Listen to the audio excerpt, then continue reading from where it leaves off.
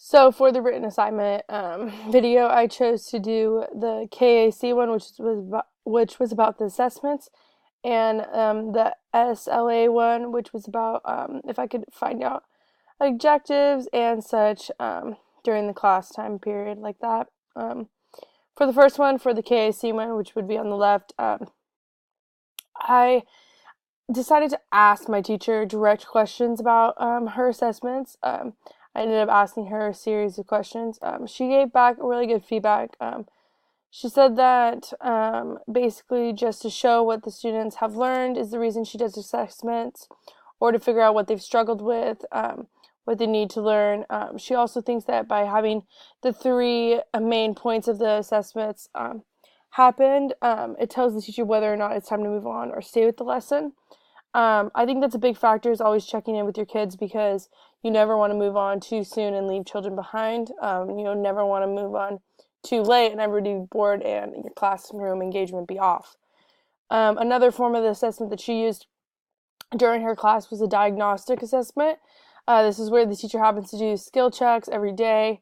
During this time, the teacher will be working on the same letter kind of throughout the time of the week, and then mostly on Fridays she would pull out a skill workbook and see if the kids could make up their own sentences with the word of the week, stuff like that.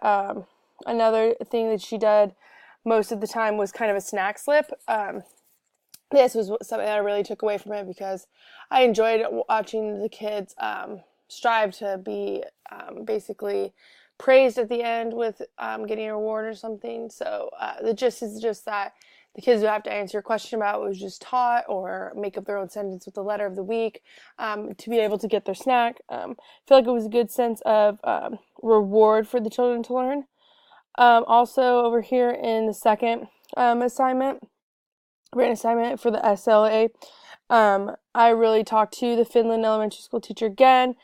During this time, I made sure to have the templates out so I could check them off easily and make sure that she was doing things that she was supposed to be doing, and things that Mr. DeWalt told us to look out for during the lessons. I was really scared, though, that having to figure out the kindergarten objectives for the classroom would be harder than being maybe so obvious in high school, because I remember in high school they were basically just written on the board telling everybody what the objective of the day would be.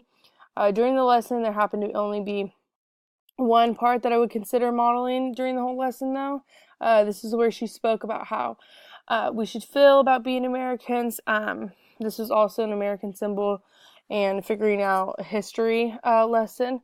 This book was, she also read a book. The book was okay, but I don't really know if if I would happen to read it to one of my classes, just because it put pressure on the kids to do and think so much about all the symbols that are around them, like the American flag and saying the Pledge of Allegiance. I don't know, you don't want to put pressure on certain children to think a certain way. That was one main thing that I took away also, was to maybe be wise and think about what could happen and what could come from me saying, meaning to say one thing and the kids taking it and thinking it was another thing.